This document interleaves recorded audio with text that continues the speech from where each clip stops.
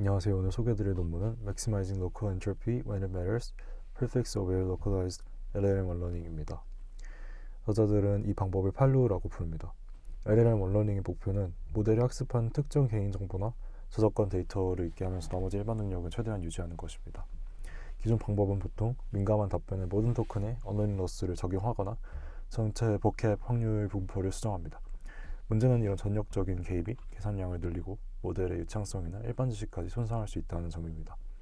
그래서 팔루가 제시하는 아이디어는 간단한데, 민감한 생성을 시작하는 첫 몇 개 토큰 그리고 실제 디코딩의 중요한 상위 후보만 선택적으로 교란하자라는 아이디어입니다. 그래서 실험을 해보니까 팔루는 기존 방법보다 더 높은 forget 퀄리티를 달성하면서도 모델 유틸리티를 리테인 모델에 가깝게 유지했습니다. 팔루는 두 가지 희소성에 주목하는데요. 첫 번째는 시간축의 희소성입니다. 언어 모델의 답변은 어토리그레시브하게 생성되기 때문에 민감한 의미는 보통 처음 몇 개의 중요한 토큰에서 결정됩니다. 예를 들어서 그림에서 film이라는 토큰이 생성되는 순간 이후에는 literary genre 같은 관련 표현이 자연스럽게 이어집니다. 따라서 이 시작 토큰만 다른 방향으로 바꾸면 이후 생성 경로 전체를 바꿀 수 있다라고 주장합니다. 뒤에 나오는 민감 토큰까지 모두 업데이트할 필요가 없다, 이렇게 주장을 하고요. 두 번째는 버캡 차원의 희소성입니다. 다음 토큰은 전체 버캡이 아니라 소수의 고확률 후보에 의해서 결정됩니다. 따라서 네거티브 크로스 엔트로피는 정답 토큰 하나만 복제하기 때문에 확률이 동일하나 연관 토큰으로 이동할 수 있습니다. 반대로 전체 엔트로피를 높이는 방법은 안정적이지만 계산 비용이 크다라는 단점이 있고, 이 팔루는 중간 지점에서 처음 n개 민감 토큰의 탑 K 후보만 평탄화합니다. 팔루의 학습 과정은 세 단계로 정리할 수 있습니다. 먼저 디스틸버트나 GPT-4 같은 별도의 언어 모델을 이용해서 답변에서 민감한 정보가 포함된 스팬을 찾습니다. 그리고 각 스팬의 모든 토큰을 사용하는 대신 처음 n개 토큰만 이니시에이팅 타겟으로 선택합니다.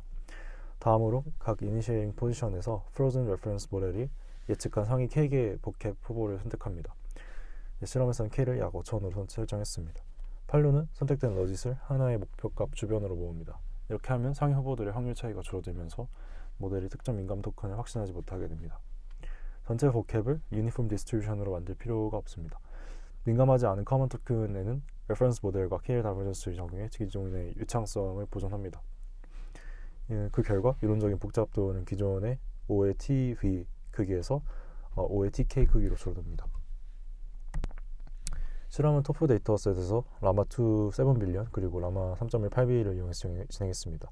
포켓 퀄리티는 높을수록 잘 잊었다는 뜻이고 모델 유틸리티 역시 높을수록 일반 성능이 잘 유지됐다는 뜻입니다. 먼저 5% 조건의 라마2 7B에서 팔루는 포켓 퀄리티 0.71 정도, 모델 유틸리티는 0.62 정도를 기록하면서 비교 대상인 TPO보다 더 뛰어난 성능을 보였고, 모델 유틸리티가 이상적인 리테인 모델의 0.6266과 거의 같게 나왔습니다. 즉 민감 데이터 없이 다시 학습한 모델에 가까운 일반 성능을 유지할 수 있었다. 그리고 이런 트렌드는 라마 3.18B에서도 잘 유지됐다. 이런 식으로 실험 결과를 보이고 있습니다. 그래서 그래프에서 파란색 원이 팔루고 초록색 별이 리테인 모델입니다. 그래서 1%나 10% 조건에서도 팔루가 다른 방법보다 리테인 모델에 더 가깝게 위치한 것을 확인할 수 있습니다. 그래서 팔루가 단순히 더 많이 있게 하는 게 아니라 일반 성능 붕괴 없이 포게팅을 높였다. 이거를 장점으로 얘기하고 있습니다. 정리하면 이 논문의 핵심 메시지는 필요한 위치만 수정해도 효과적인 언러닝이 가능하다는 것입니다. 에블레이션 결과에서는 프리픽스 길이가 3을 넘으면 성능 향상이 거의 없습니다. 탑K 역시 약 5,000 부근에서 성능이 포화됐다라고 하고, 이는 전체 응답이랑 전체 버캡을 업데이트하는 것이 실제로는 중복 계산일 수 있다라는 주장을 뒷받침하고, 그래프에서 이제 보면 수렴 속도에서도 팔루가 약 5회폭의 이제 포겟 퀄리티가 포화되기 때문에 MPO 같은 방법보다 더 빠르게 포게팅이 진행되고 모델 유틸리티도 안정적으로 회복된다라고 하고 있습니다. 이제 몇 가지 한계가 있는데, 먼저 민감 스팬을 찾기 위해 별도의 디텍터 혹은 프로즌 레퍼런스 모델이 필요하다라는 점이 있고, 주요 분석도 토프와 7빌리언, 8빌리언 모델에 집중되어 있어서 더 큰 모델이나 실제 개인정보 데이터 같은 세팅에서도 같은 결과가 나오는지 추가 검증이 필요하다라고 한계를 제시하고 있습니다.